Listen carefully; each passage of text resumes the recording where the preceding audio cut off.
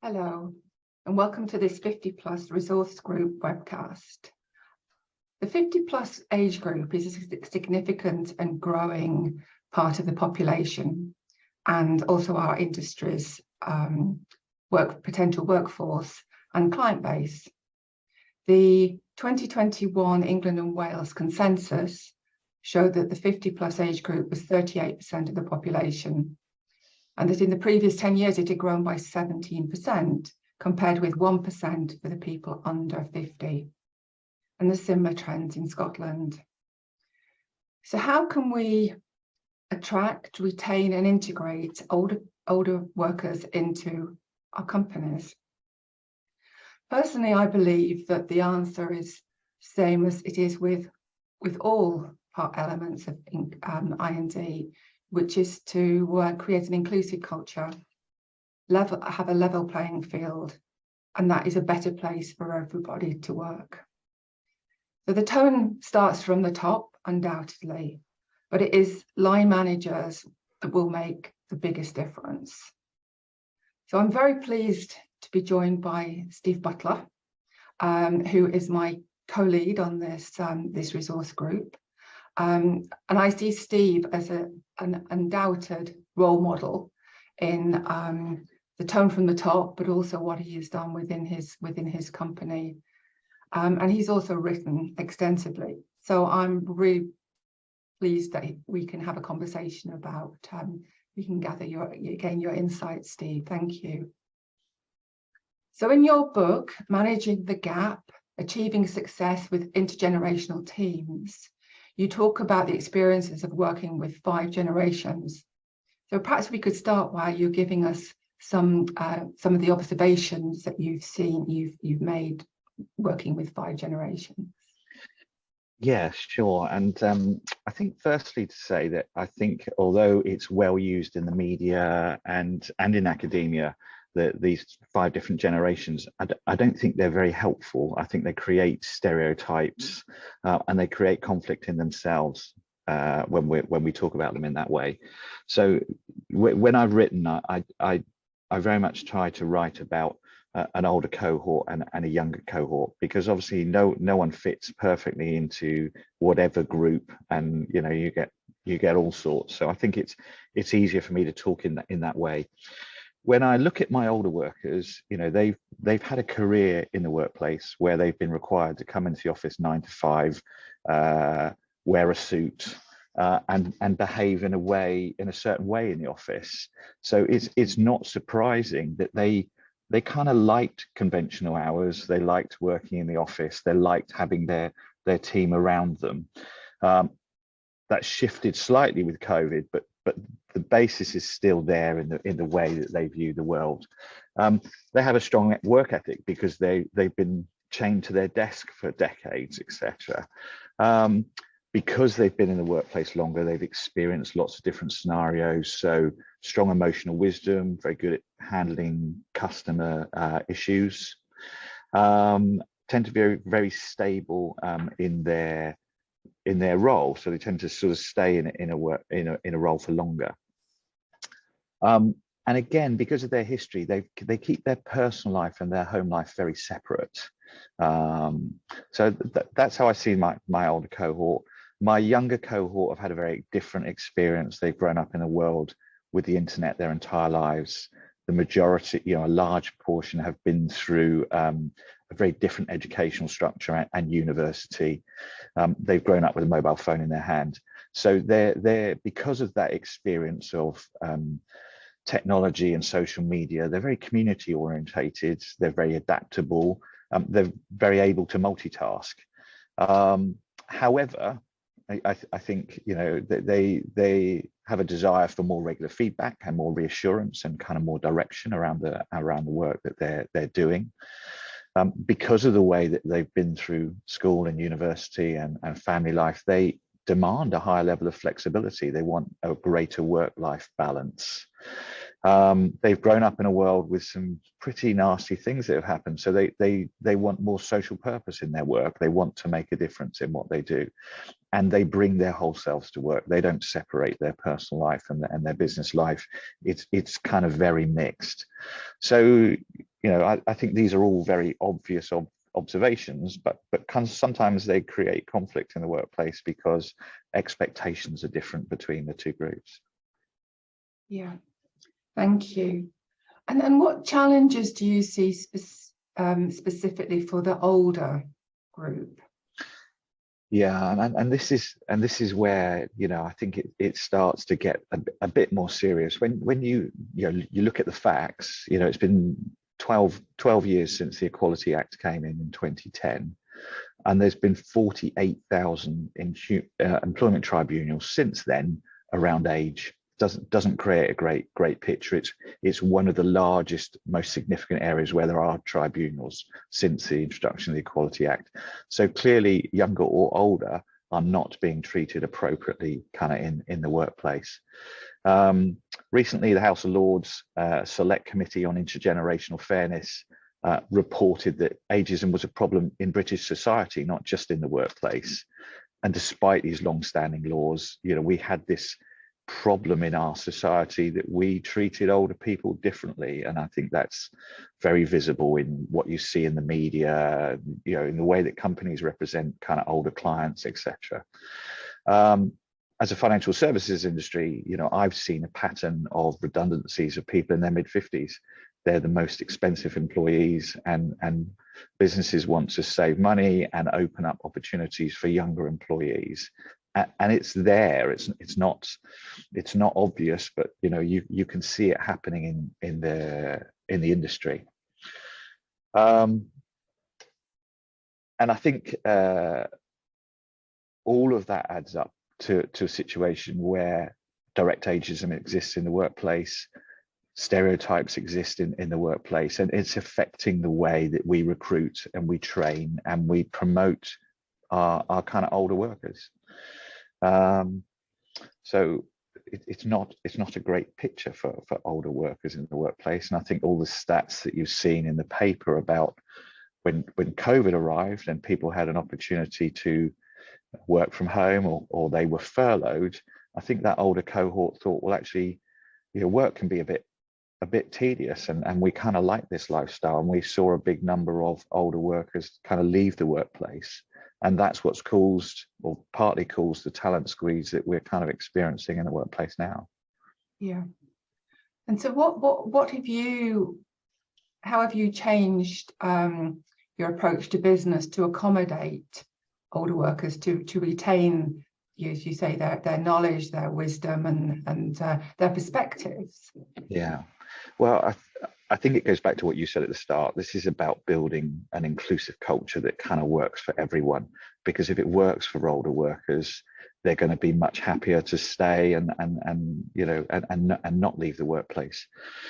Unfortunately, as we all know, building inclusive culture, there's no silver bullet. It's lots of things that you have to do in your organization. It's trial and error, because every organization is different, in order to build that environment where everyone feels like they belong in the organization and they're part of its fabric.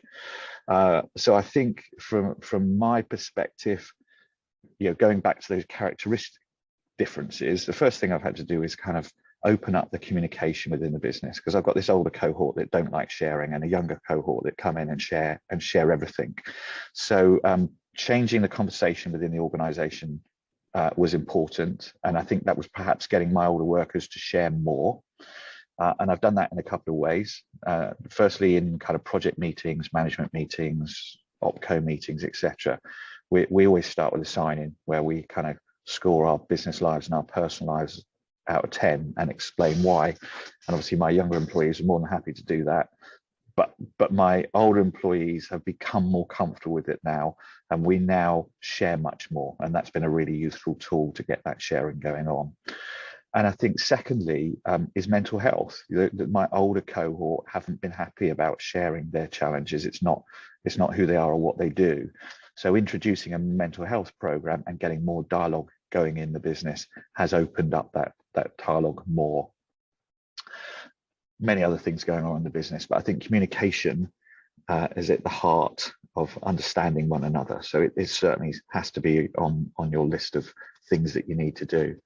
Yeah. Secondly, when people come into the business, as a graduates, we have all sorts of training programs to kind of get them up to skill for the role, and it kind of dies off as people get older.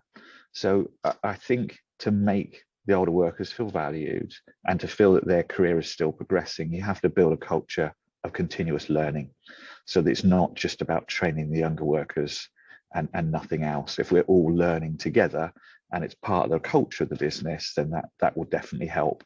So, we've introduced, compulsory CPD in kind of all areas of the business, regardless of whether it's regulated or not. We have kind of reverse mentoring, so that we can kind of get the learning between younger and older workers going together. A leadership academy, which kind of takes people of kind of all ages, manager networks, so the managers are continuing to learn. So I think that needs to be a significant part of the plan as well. I think it then comes to from an HR perspective, you can't have a blanket set of benefits. You've got to look at them and say, which benefits suit my younger workers and which suit my older workers. And I think in that is the need to introduce a midlife review, so that people can kind of think about their careers in the second half of their career. And I think the other thing that we talk about a lot is flexibility. Older workers perhaps have caring responsibilities. They've still got kind of children that they've got responsibility for. They perhaps have a desire to change their work-life balance. So we have to make flexibility reason neutral, so that you can do it whatever. We have to build roles that are flexible, and that benefits so many other segments of the workforce. It's kind of should be undisputed. So that's probably 3 or 4 areas that I think are a good starting point. Yeah, and I think that the point about the flexibility, it's and that feeds into, as you said, and as I said, it's better for everybody. Yeah. So and I, certainly the statistics show that you do get more non-stereotypical applicants if you were offering flexibility, and that's across every aspect. So yeah, that's great. And also I mentioned about the middle managers, and sometimes this can be a particular challenge, because they're often people they're great technically, and then they're put into a management position. And I know that you've had great success with your management cohorts, and I just wondered if you could say a little bit about that, and particularly in the context of the how it helps building that inclusive culture. Yeah. So I kind of realized that you can't change the culture of the business without having everyone on board, and it's the middle managers that are kind of the cornerstone of the organization. So and also everyone's got their own view on management. Everyone's got their own view on what the business should and shouldn't be doing. So I decided to kind of bring my management together in small groups. So we come together in groups of 8, kind of once a month, where we look at management challenges and we talk about them together, learn off one another, talk about the experiences that we've had, and kind of agree best practice. So we collectively build what best practice looks like within our organization together, and we've all worked on it together, and it's very relevant to our organization. So these management networks are not about teaching management, it's about sharing expertise, sharing learnings, and then coming up with the best way of doing it. And that, I think, has been really helpful in, 1, shaping the culture of the business collectively, 2, everyone's on the same page about how we deal with certain issues, and 3, you've got that continuous learning and that collaborative learning between the younger and older cohort. Yeah, brilliant. It's been really effective for me in kind of moving the dial quite quickly on what our culture looks like. Yeah, gives everyone an opportunity to challenge values, challenge behaviors, etc. Yeah, and yeah, collaborate, bring together, and create a culture. That's brilliant. Thank you. I think that's a really important thing that can be done by any business, really, and it's not expensive. It doesn't. No, it just takes time, and it's hard because you have to do it. You have to do it regularly, and there's always other things to do that kind of sometimes feel like they're a higher priority. But yeah. So you talked about the midlife review. Can you say a little bit more about that, about Yeah, so what it is? the concept here is that, you put a lot of energy in the early part of your career, obviously getting a degree and then qualifying as an investment manager or an actuary or whatever. And by the time you reach the middle of your career, you've kind of arrived, and you stop thinking about your career, and you're busy with a family and a busy job, and all of a sudden you find yourself later on in your career, and you've not put proper consideration to it, and potentially you find yourself in this space where perhaps you're in a job that you're not happy with, or you've got missed opportunities that you never explored, and I think that then creates challenges for when you do actually move into retirement, if that's the way you felt about the end of your career. So the midlife review is an intervention that a company can organise to encourage their midlife employees to reflect on what they want their future to look like. So, yes, they've got this particular role at the moment, but what do they want their future role to be? What work do they enjoy?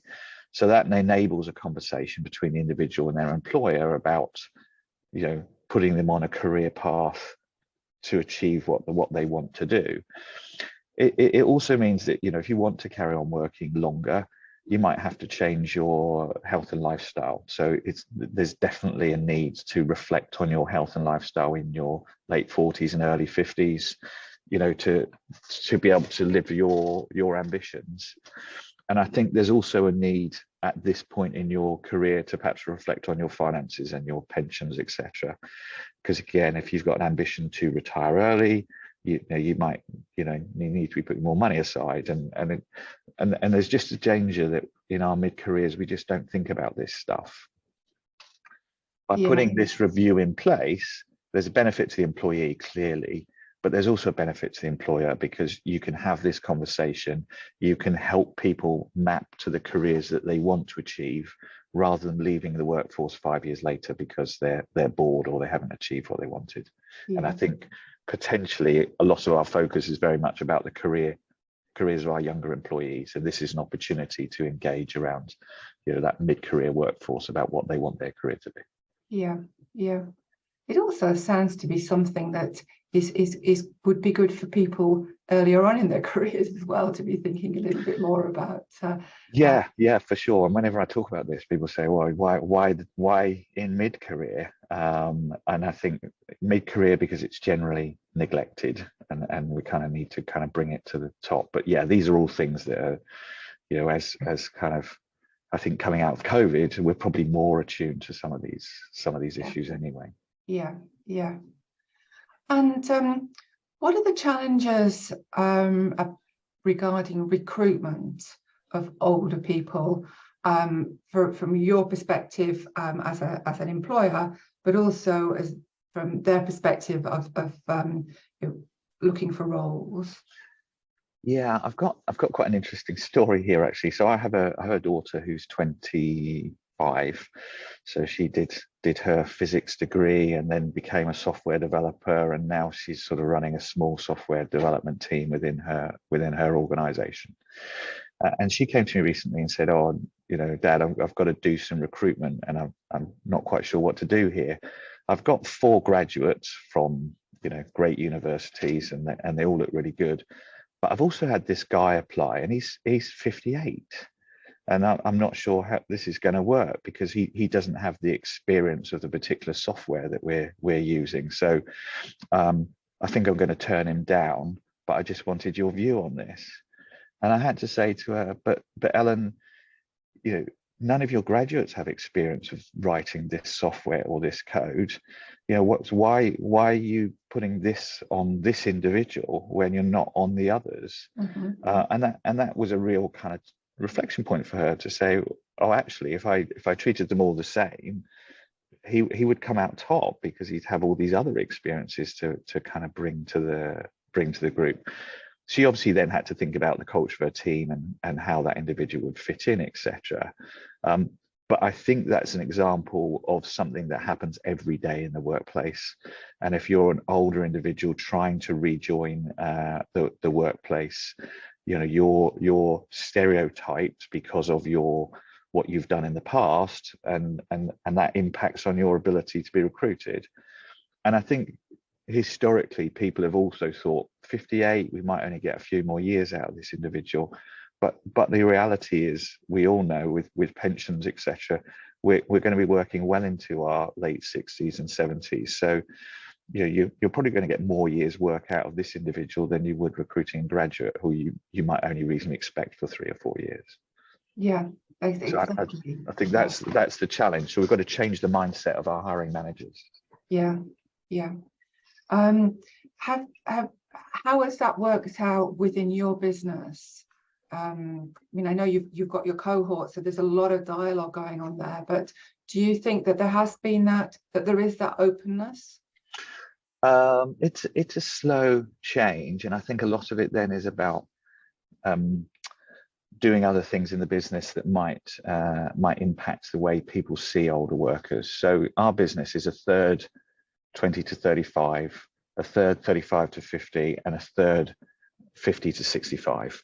So it's kind of well-balanced organization from that perspective. But I have to be bringing younger people in. I have to be retaining my older workers in order to kind of keep that balance. So as well as recruitment, retaining those older workers is just as important. So again, a couple of examples here. I had a senior manager who came to me aged 58 and said, I'm quite tired of work and I'm thinking about retirement. I was a bit horrified actually, because I didn't want to lose him. I was very dependent on him.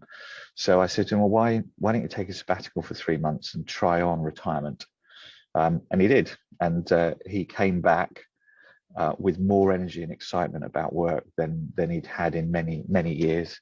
Said that, he tried on retirement and it was nice, but didn't work for him. So that was a real useful tool to kind of help keeping that individual in the workplace longer. Then age 62, he came to me and said, I'm kind of feeling in that space again. I'm thinking about retiring. So we actually agreed that we would change his role. He was in a managing director role with a large team. So we moved him into a business development role where he could flex his hours and work 3 days a week. He's a great asset to the business because he knows everyone in the industry. He's a good ambassador for the business. So I get more sales effort out of him in 3 days than I do perhaps a younger worker in 5 days. So, and he's now still in the organization. So I think you have to be very open-minded. It's very specific to the individual, so you can't have a clear set of rules, but it's about being flexible. And I think the rest of the business then look at that and go, actually, that's great. I can see someone that's on a glide path into retirement. I'm going to be treated that way when I get to that age. So I think things like that help shape the culture too. Yeah. And it's interesting because when I was looking at the stats for today, the workforce is 16 to 64-year-olds. But as you said, retirement ages and things, it's not. It's way beyond that. So, and I think, sorry. I had an individual retire last year at 76. So our oldest individual age has now come down. But he's kind of stayed in the business for that long and was operating as a financial planner right up to his last day. So. Yeah. No, it's brilliant. And as an older worker yourself, what challenges have you faced with managing the multi-generational teams? You talked about the older and then the younger, the actual practicalities. I think for me, this the authentic leadership is a challenge. When I started in the workplace, leadership was about barking instructions to people and not taking any interest in how people were doing what they had to do, etc. So I'm now in a workplace where that isn't the case. So I've had to teach myself authentic leadership because it's not something that was taught to me. So as a Gen X, I'm not very good at sharing my personal life, and I'm not very good at kind of talking about my personal life. So I've had to kind of force myself into that. And it's kind of not been easy, but you know, the more you do it, the more you share your values, and the more you talk about what's going on in your life, you know, people appreciate it around you, and it works, but it's kind of not natural. So I've had to kind of teach and kind of learn myself that. I also think, yeah, again, when I started in the workplace, nobody had in work any weaknesses. They were all perfect, and you're all doing the best you possibly could. So I think it's important for me now to be acknowledging my weaknesses, so that people can have comfort in that and know that they're adding value to the work that I'm doing. So I think we can't just say, oh, you need to behave like this if you're an older worker to fit in. You know, there's some new skills to be learned, and those skills are learned. I have a reverse mentor. I'm learning all the time off my reverse mentor. She teaches me all sorts of things. So it takes time. Yeah, no, thank you. That's really helpful. And so we start to sum up, what 5 things could employers do to support, sort of, I know we've sort of summarizing, because you have touched on things, but what 5 things could employers do to support older workers? Yeah, I think that's an interesting one, and I guess probably in no particular order, but these are all things that have kind of worked for me. So I would say, let's do this. So as with my example just a minute ago, I think we need to consider offering sabbaticals. And I think it's more than just having a sabbatical policy tucked away somewhere in the HR folder. It's making it part of the line manager's dialogue with their older employees about how they might use the sabbatical. Because I think often you think about sabbaticals as, oh, you go off traveling the world and you make most of every minute. But I think in the scenario that I gave, the individual didn't. He just got into a routine of going down the coffee shop and reading the paper and kind of meeting his friends in the afternoon. So it doesn't have to be a life-changing thing, a sabbatical. It's just a break from work to see what it's like. So I think, you know, definitely consider the language around sabbaticals and offering them in the workplace. As we've said, you know, flexible working is the cornerstone of diversity and inclusion, and it should be in the conversation in every business, and it has to be reason neutral, and it has to be available to everyone, not specific cohorts in the organization. It has to be available to everyone on an equal basis. And again, when you start doing that, you can then start designing jobs to be flexible. You can train your managers to manage kind of more flexible teams, etc. And it just gets more momentum and becomes part of who you are as an organization. I think if most organizations looked at their ED&I framework, there would be no reference to age. So we probably need to add age to our ED&I frameworks. And I don't think that's hard, because I think a lot of, as we've both said, a lot of this is about building an inclusive culture, and all the things that you need to do work for everyone. But let's add the age lens, so it's not ignored, because age intersects with many other areas as well. So we can't ignore it. I think the midlife review is a very useful tool. Organizations can run workshops for their mid-career employees to encourage them to reflect, and it also leads to a more open conversation between individuals and their managers. It kind of creates trust, so that's all good for building an inclusive culture. And again, I can't not say this as an employee benefits consultant, but I think you need to review your employee benefits. You know, not everything suits everyone.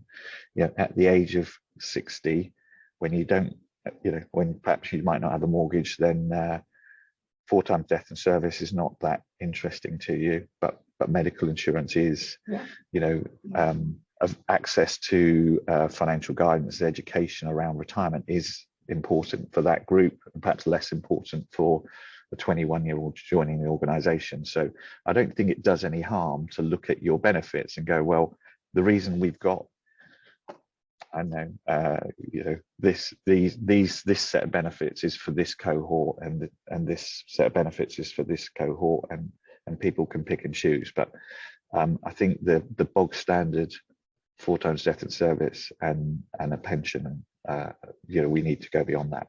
Yeah, yeah. And as you say, it's available and people can choose which Yeah. is appropriate. And it's all about, there are many reasons why people stay in the workplace. It's about what training they're getting, what career progressions they're getting, and the reward that they're getting back. And it's not just about money. It's broader than that. Yeah, absolutely. Brilliant. Well, and also there's the age-friendly employers pledge as well, that people can sign up, companies can sign up to, and it will help know what needs to be done and what can be done. So sort of plug that as well. So it's the age-friendly employer pledge. Well, thank you, Steve. That's been brilliant. Thank you for your insights and how you've sort of actually put this into practice. And as I said at the start, I think you're a great role model. So I really appreciate your time. Thank you. All right. Thank you. All right.